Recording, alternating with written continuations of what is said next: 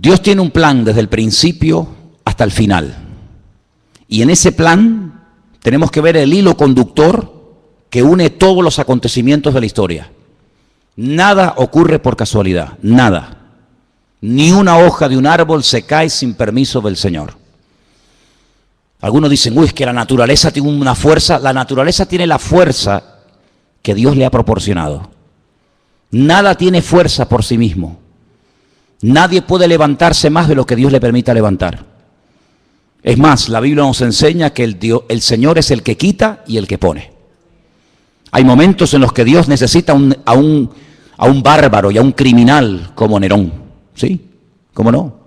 Hay momentos en los que Dios permite que se levante un Nabucodonosor, pero cuando no le hace falta, Dios lo quita.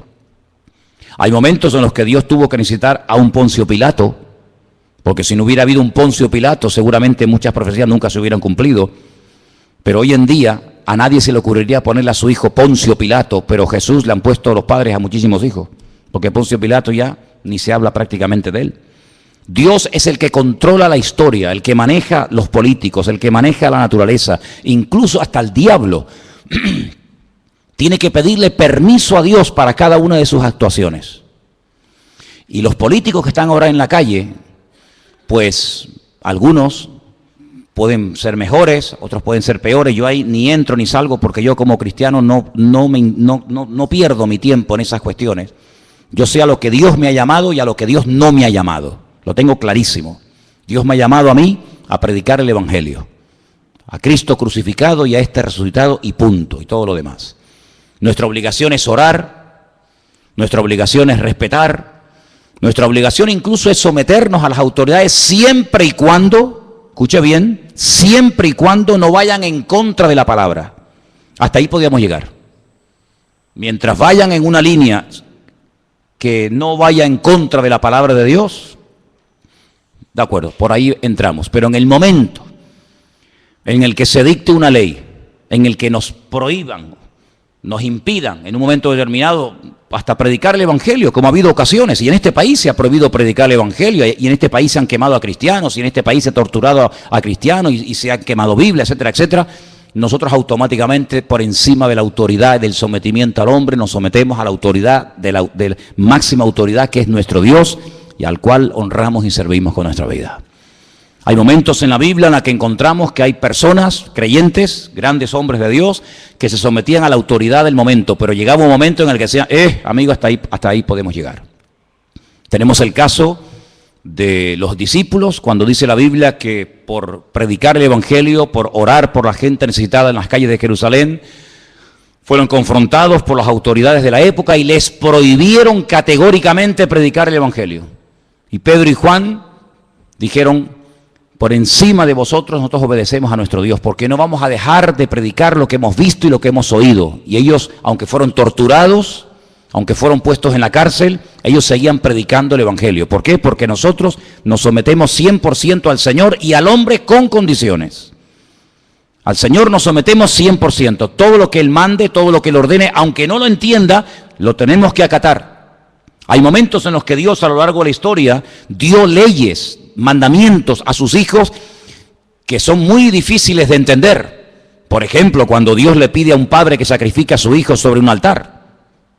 Díganme ustedes si eso no tuvo que ser una prueba tremenda. Cuando el Señor permitió que a José lo vendieran sus propios hermanos y fuera acusado de un falso delito que no había cometido, como era abusar de la esposa del amo, de Potifar, ¿verdad? Sin embargo, nosotros sabemos perfectamente que para poder vivir en paz y en armonía, con el que tenemos que llevarnos bien es con el Señor. Porque Él nunca nos va a fallar, amén, hermanos. Él nunca nos va a fallar. Quiero que vengan conmigo a una de las cartas que el apóstol Pablo escribió a su hijo en la fe, a Timoteo. Y en una de las cartas que Pablo le escribe a Timoteo, es muy interesante lo que nos dice en 1 Timoteo capítulo 2. 1 Timoteo capítulo 2 dice, verso 1, exhorto ante todo a que se hagan rogativas, oraciones, peticiones y acciones de gracias por todos los hombres. Esa es nuestra obligación, orar por todos los hombres, por los reyes y por todos los que están en eminencia, para que vivamos quieta y reposadamente en toda piedad y honestidad. Pero la iglesia no está en este mundo, hermanos, para casarse con nadie. La iglesia, el pueblo de Dios, está en este mundo para denunciar el pecado. La iglesia está en este mundo para ser una voz profética en contra de la corrupción, en contra de la injusticia, en contra de todo aquello que Cristo no haría y que Cristo no mandó. ¿Cuántas veces oímos comentarios de la gente que dice, en este país la justicia es un cachondeo? ¿No habéis oído ese comentario? En este país la justicia no existe. Y es tremendo, ¿no? Es tremendo ver a veces auténticas injusticias en nombre de la falsamente llamada justicia. Pero nosotros no tenemos que derrumbarnos y tenemos que sentirnos, digamos, defraudados. Porque yo siempre he dicho que para no sentirte defraudado, lo mejor es no esperar nada de nadie. Y si tú pones una confianza, una fe, una expectativa, una ilusión en proyectos, en ideas, en un programa electoral, o llámalo como quieras, y luego no se cumple por lo que sea, porque no se pudo, porque no se quiso, por lo que fuera, pues mucha gente se lleva tremendas desilusiones. Y por eso muchas veces en los países el nivel de abstención de la gente que tenía que haber votado es enorme. ¿Por qué? Porque la gente está quemada. La gente pasa de todo. Porque saben que muchas veces por ilusionarse con un proyecto político, con una persona, con un grupo, a la larga pues te puedes llevar una desilusión tremenda. Pero nosotros ya hemos aprendido la lección de la historia. Para nosotros esto no es nada nuevo, hermanos. Sabemos en la Biblia que las cosas son tan cambiantes y que en una hora todo puede cambiar y ser completamente diferente. Dice la Biblia que hubo un momento en Canaán, en la tierra de Canaán, donde vivía Jacob con sus hijos, que había hambre, había necesidad, no había trabajo, los animales estaban muriendo de sed, no había comida, no había nada. Y Jacob manda a sus hijos a Egipto. Y todos conocemos, hermanos, que allí en Egipto se encontraba su hijo José. Y todos, para no alargar demasiado la historia, todos sabemos que con el paso del tiempo, toda la familia, casi 70 personas, deciden trasladarse de Canaán a Egipto. Y cuando llegan a Egipto, pues José es una de las personas más importantes del imperio de Egipto. Y el faraón le dice, oye, recibe a tu padre y las mejores tierras, las mejores posesiones, dáselas. Y se fue a la tierra de José, en la desembocadura del río Nilo. Y allí pues ellos llevaron una vida de maravilla. Pero dice la Biblia que cuando murió ese faraón, todo cambió. Aquello que empezó tan bonito, aquello que empezó siendo algo tan maravilloso, una puerta abierta de ser pobre gente allí en Canaán que no tiene ni para comer, ni agua tenían, y ahora verse como las personas más importantes de Egipto, pero todo cambió. Dice que se levantó otro faraón que fue completamente diferente al anterior faraón y lo fue convirtiendo paulatinamente, poco a poco, en la mano de obra barata, en auténticos esclavos. Y aquello que empezó tan bonito, terminó siendo un desastre. Y dice que la aflicción, el llanto, la muerte, la esclavitud se apoderó de aquellos miles y miles de personas que se habían ido reproduciendo y reproduciendo en Egipto. Y bueno, y cada día era peor, y más presión, no salieron a tiempo. Tenían que haber salido antes. Pero no supieron discernir los tiempos, se quedaron demasiado tiempo en Egipto.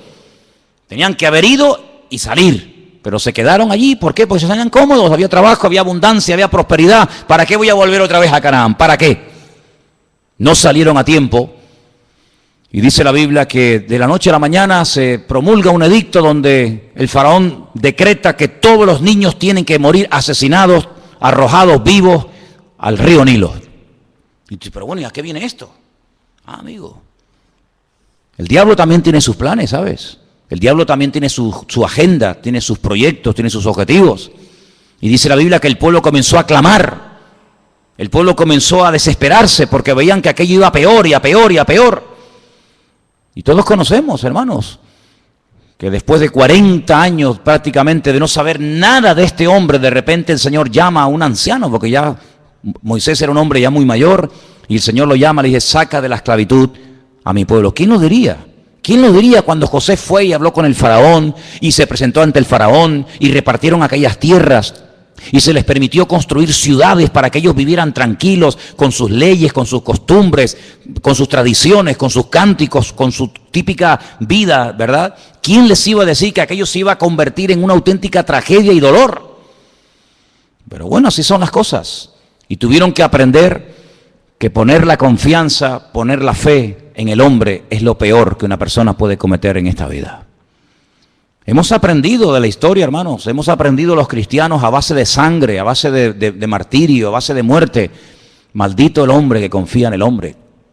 Es interesante notar que cuando el Señor Jesucristo le dice a sus discípulos en el Monte de los Olivos que la ciudad de Jerusalén va a ser sitiada, que el templo va a ser destruido, con una agresividad tan brutal que dice que no quedaría ni piedra sobre piedra, es interesante que la historia dice que muy pocos cristianos murieron en aquellos días, en el año 70 después de Cristo en Jerusalén, porque ellos habían recordado, ellos sabían que el Señor Jesucristo había profetizado la futura destrucción de Jerusalén y del templo. Y dice que murieron miles de judíos, pero muy pocos cristianos. ¿Por qué? Porque recordaban las palabras del Señor y el que tenían que salir de allí y supieron interpretar los tiempos. Y nosotros si algo necesitamos hoy en día más que nunca es discernimiento espiritual. Amén. Las cosas no ocurren por casualidad, saber por qué pasan estas cosas y de dónde salió y por qué está ocurriendo esto. Y hermanos, estamos oyendo en estos días en televisión nombres de los tiempos de la Biblia. Dice la Biblia que el primer poderoso de la tierra, por así decirlo, el primer tipo del anticristo, el primero de todo fue Nimrod. Tremendo. Y en estos días hemos oído hablar de la destrucción de la ciudad de Nimrod, ¿verdad? ¿Qué te parece? Y estamos oyendo hablar otra vez de Nínive. Y estamos oyendo hablar de lugares bíblicos. Pero es que la palabra de Dios nos enseña que esos sitios quedarían totalmente arrasados y que no quedaría piedra sobre piedra y que esas ciudades serían cueva de hurones y de chacales. Y estamos viendo cómo estas personas entran en ciudades emblemáticas con una cultura y con una trayectoria y con una arqueología y etcétera, y vienen y arrasan con todo, pero eso es casualidad, no. Está escrito en la palabra, hermanos, tenéis que leerlo. Está escrito en la palabra que de esas ciudades no quedaría ni el polvo, ni el recuerdo de esas ciudades. Y estamos viendo cómo se están cumpliendo las palabras del Señor, las profecías de una forma impresionante. Y tenemos que abrir nuestros ojos porque la Biblia dice que el Espíritu estaría hablando a la iglesia continua y permanentemente. Y tenemos que oír lo que dice el Espíritu. Tenemos que saber interpretar lo que está ocurriendo, porque nada, vuelvo a repetir, ocurre por casualidad.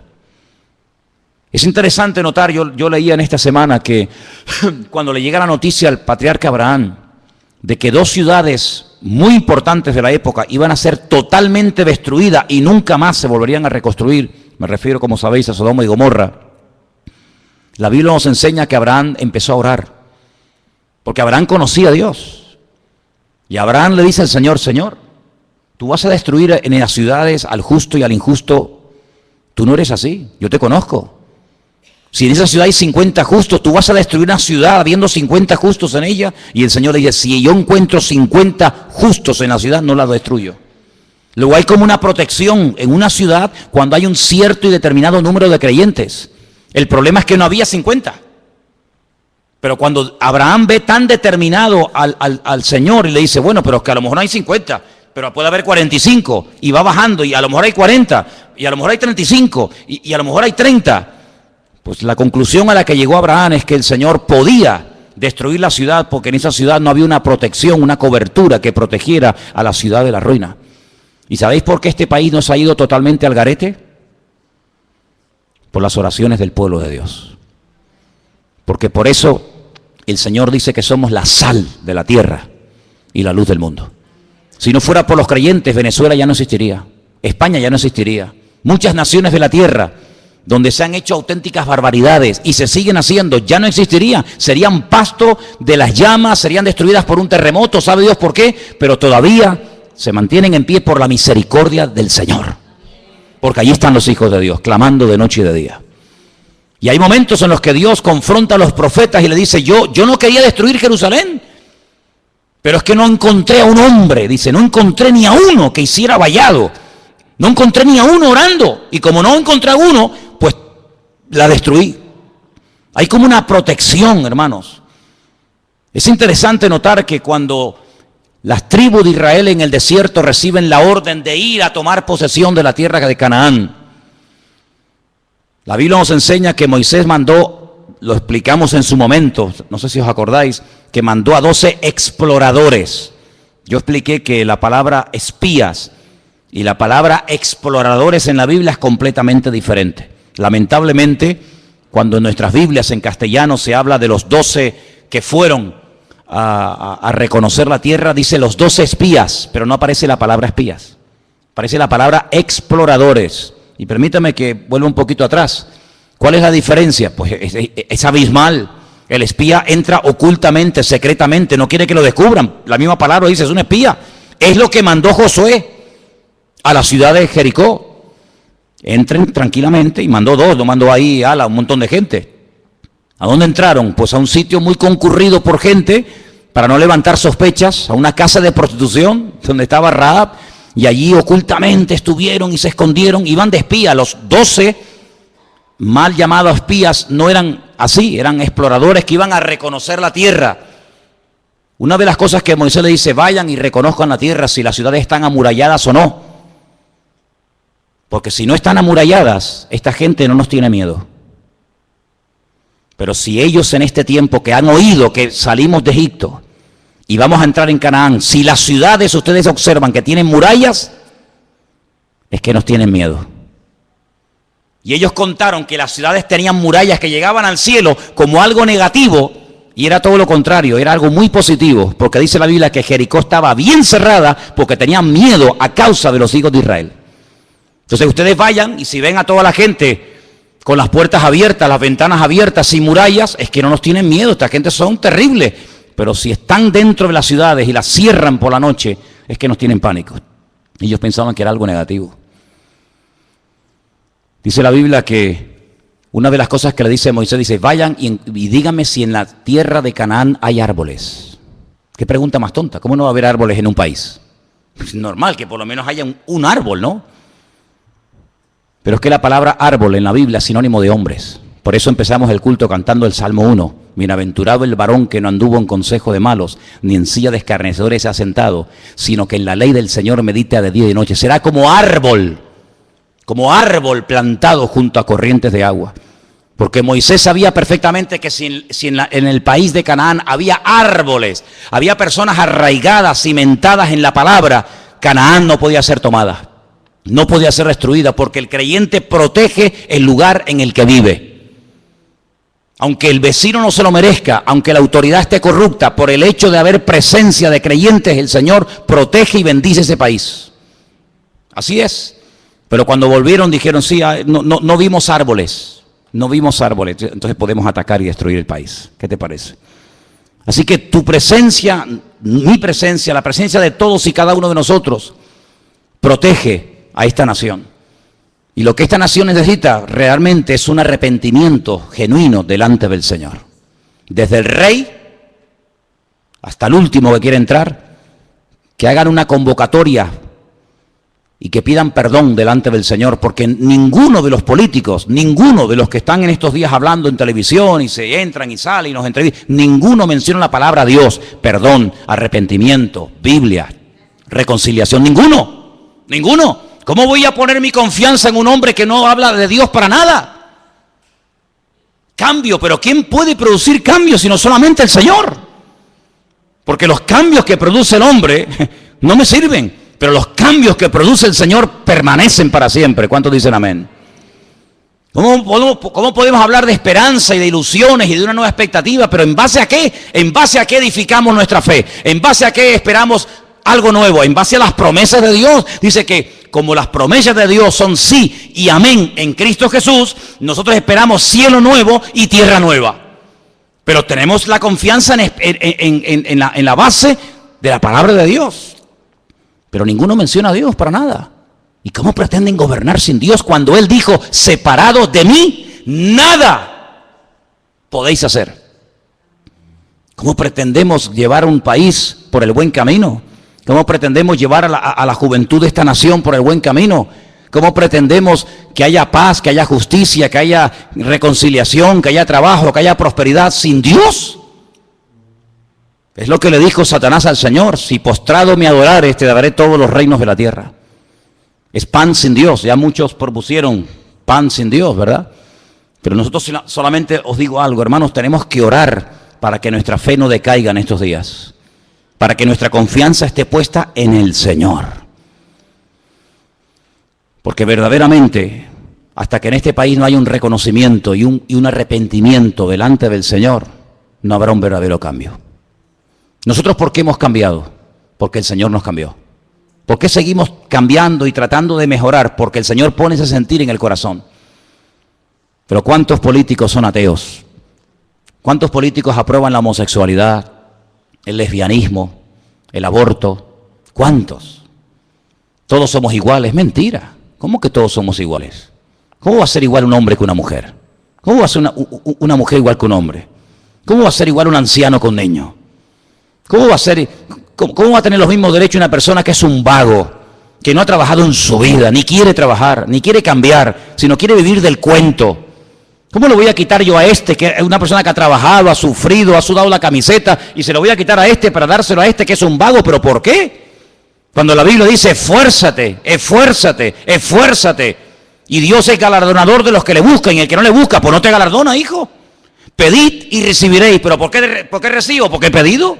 ¿Y por qué he hallado? Porque he buscado. ¿Y por qué el Señor me bendice y me prospera? Pues porque hago lo que Él manda en su palabra. Dijo el Señor, ¿queréis ser mis amigos? Claro, pues haced todo lo que yo os digo. Es decir, sin obediencia no puede haber bendición. Querer los panes y los peces, pero no quererlo a Él, es una temeridad y es un insulto al amor de Dios. Y la gente quiere la bendición, la gente quiere los panes y los peces, la gente quiere lo bueno, pero no quieren pagar el precio. Y el precio, ¿saben cuál es? Sometimiento a la ley de Dios.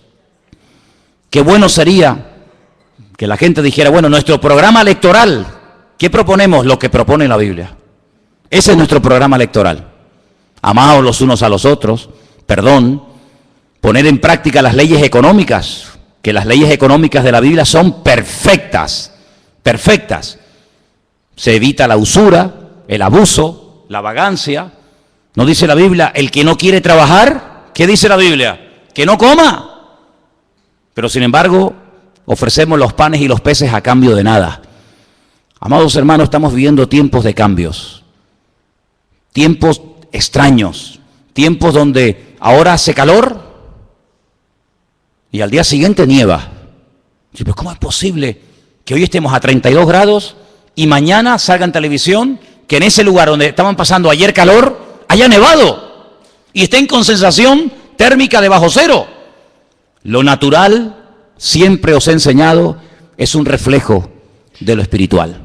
Y estas cosas raras que estamos viendo en el clima, estas cosas extrañas, países que así son destruidos, como por ejemplo Nepal, con todo mi respeto, ¿qué era Nepal?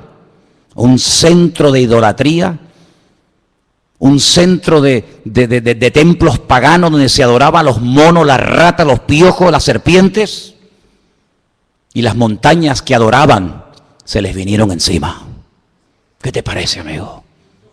Es que tenemos que ver el trasfondo espiritual de las cosas. No nos alegramos con la muerte de nadie, dice la Biblia. El Señor quiere que todos procedan al arrepentimiento, que todos busquen del Señor. Pero hermano, cuando ocurren ese tipo de tragedias en ciertos y determinados lugares, oye, veamos más allá. Es que se rompió toda la arquitectura. ¿Pero qué arquitectura me estáis hablando? Templo al dios mono, templo al dios rata, templo al dios piojo. Eso tenía que haberse destruido hace siglos.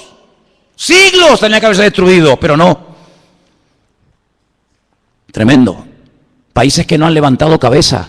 Países que siempre han estado y estarán siempre en la miseria más absoluta. ¿Por qué? Porque le han dado las espaldas a Dios. Y los misioneros, lean la historia de la iglesia, y los misioneros que antaño iban a esos lugares a predicar el evangelio, los colgaban, los crucificaban, los empalaban, los quemaban, y así les ha ido. El profeta Jonás fue a Nínive, dijo, de aquí a 40 días, dice el Señor, Nínive será destruida. Y Nínive no fue destruida, ¿sabéis por qué? Porque se arrepintieron. Ya el Señor tenía determinado el castigo, la destrucción, la aniquilación total y absoluta de Nínive. Pero Nínive duró mucho tiempo, porque hubo arrepentimiento. Dice que desde el más grande hasta el más chico se pusieron a orar, a ayunar, pidieron perdón. Esto le molestó mucho a Jonás. Jonás era un predicador muy extraño. la gente se convertía y se enfadaba.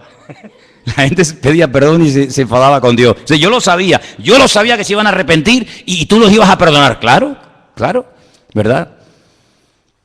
Pero ¿qué ha sido de esos países? ¿Qué ha sido de esos lugares donde antaño se predicaba el evangelio?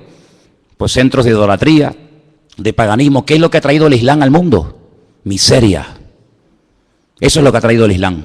Miseria, pobrezas, donde 4 viven como reyes y el resto del pueblo ni en la Edad Media. Eso es lo que ha traído el Islam, el Corán. Miseria, pobreza, injusticias, países que no terminan de levantar cabeza. Qué tremendo, ¿verdad? Por eso, amados hermanos, nuestra confianza no está en el hombre, nuestra confianza está en Dios. Si me preguntan ustedes, ¿y tú qué vas a hacer? Yo no creo en el hombre, en ninguno de ellos, en ninguno. Porque la historia nos ha demostrado a nosotros los cristianos que lo que empieza muy bonito, al final puede terminar convirtiéndose en una auténtica ruina. Y mi expectativa, mi confianza no está puesta en el hombre, mi confianza está puesta en el Señor. Nuestra obligación, ¿cuál es? Orar. Eso sí tenemos que hacer. Orar, porque esa gente sin oración son vulnerables. ¿Se imaginan ustedes un rey? ¿Se imaginan ustedes un presidente de un gobierno? ¿Se imaginan ustedes un gobierno sin la ayuda del Señor? Es una locura, una auténtica temeridad. Y las barbaridades que se han hecho, lo que se ha saqueado, lo que se ha robado, lo que se ha mentido, lo que se ha tapado, ha sido algo realmente tremendo. Y la iglesia tiene que despertar ante la realidad de que a veces hay mucha corrupción y mucha tiniebla porque hay poca luz. Cuando hay poca luz, parece que hay muchas tinieblas. Pero cuando hay luz, las tinieblas se disipan, por pequeñas que sean. Tenemos que comenzar a tomarnos más en serio nuestra relación con Dios. Tenemos que comenzar a orar más por esta nación para que el Señor verdaderamente ponga su mano y reconozcan que la única forma de llevar a este país a buen puerto es por la ayuda del Señor. Si no es por la ayuda del Señor, todos nosotros veremos con nuestros propios ojos cómo este país nunca levantará cabeza. Porque España, sinceramente, por la historia, España no merecía ni existir. Pero Dios ha tenido tanta misericordia y compasión de este país, pero porque en este país se ha derramado mucha sangre de hombres y mujeres que dieron su vida por Cristo. Cuando miramos al continente latinoamericano, desde prácticamente el sur de los Estados Unidos hasta la Patagonia, donde hay millones y millones y millones, docenas de países que hablan nuestro propio idioma, ¿verdad? Y la Biblia que utilizan es igual que la nuestra, pero ¿quién la tradujo?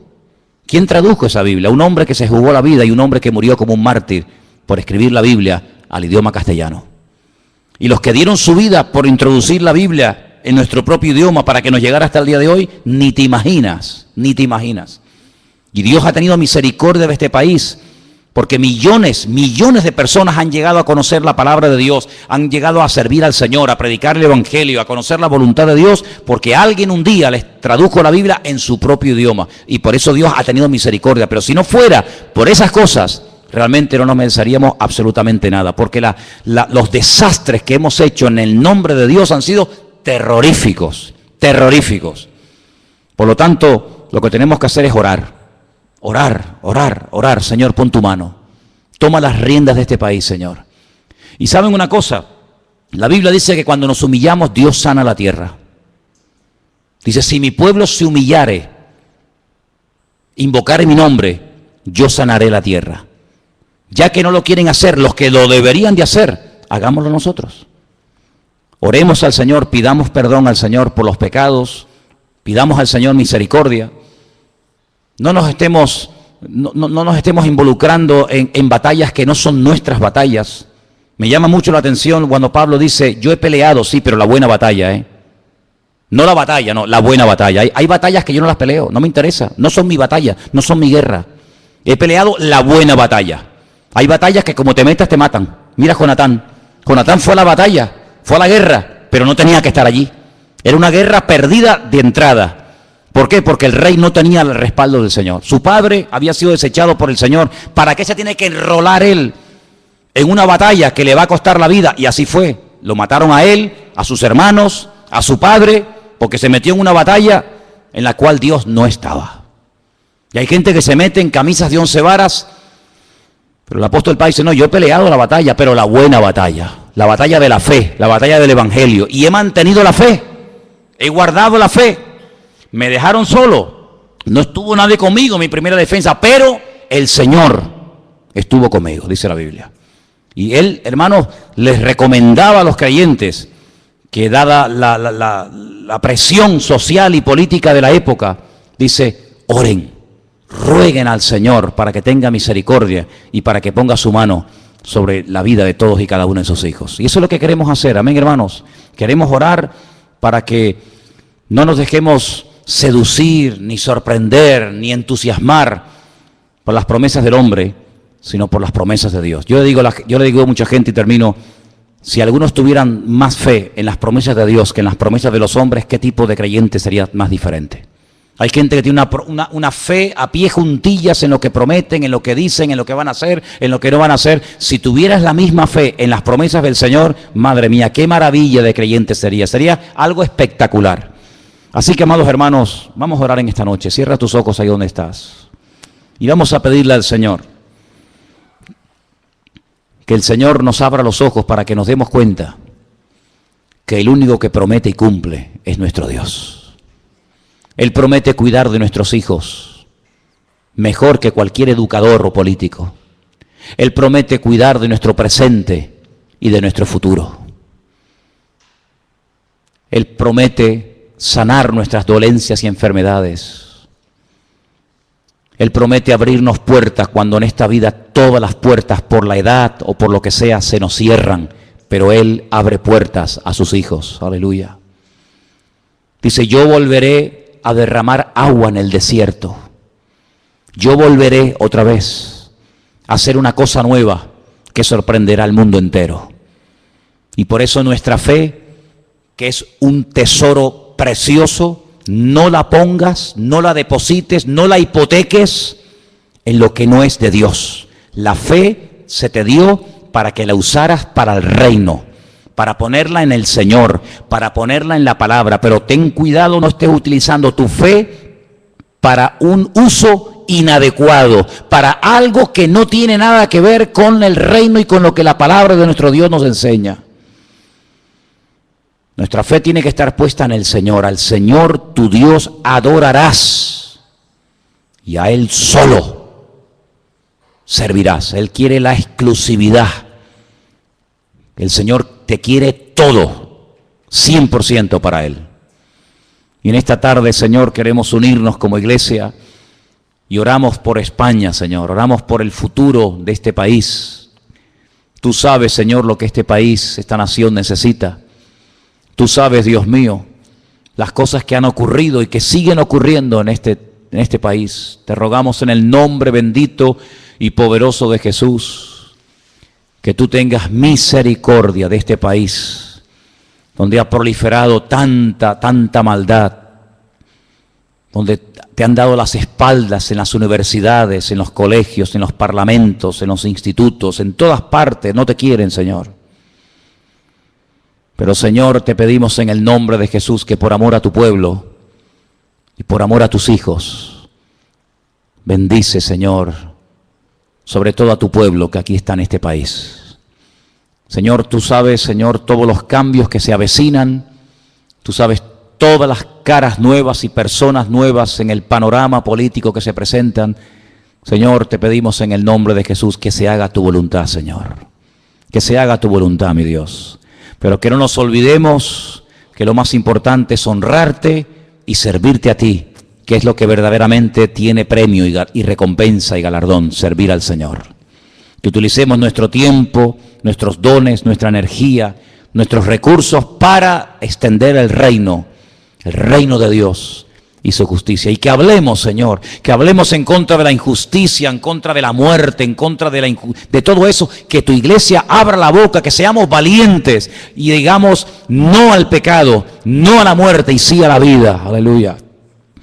Y que verdaderamente te reconozcan a ti, el único Dios vivo y verdadero. Señor, únenos con tu Espíritu, Señor.